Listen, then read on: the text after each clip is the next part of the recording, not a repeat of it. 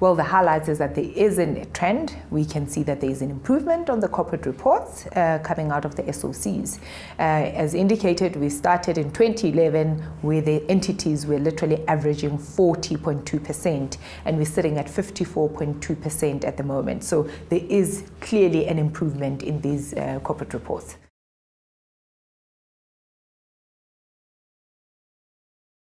Absolutely excited, because that is the key thing about their awards. The awards is basically to recognize that excellence and to encourage these companies basically to start seeing integrated reporting, measuring themselves and saying, are we really in the right direction when it comes to this global benchmark? So it is exciting that they do get excited about it and say, well, we want to be in the forefront of this integrated reporting, which then goes back to integrated thinking for the companies within the entities, which is a big, big achievement, I think, on our part.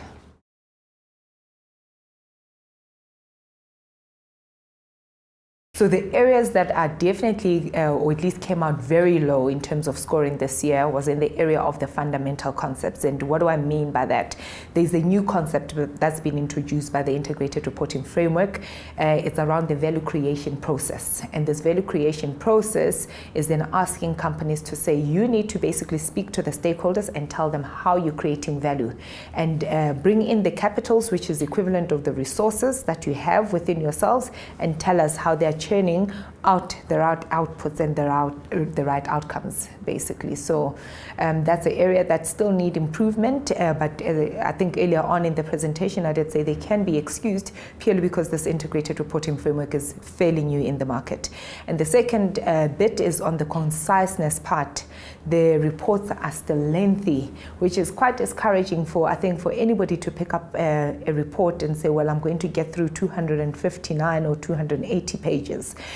So they need to be a lot more concise. I mean, we are living in the information age. There's too much information. People are really inundated with information. So we need to find ways that are innovative to get that message through in a concise manner.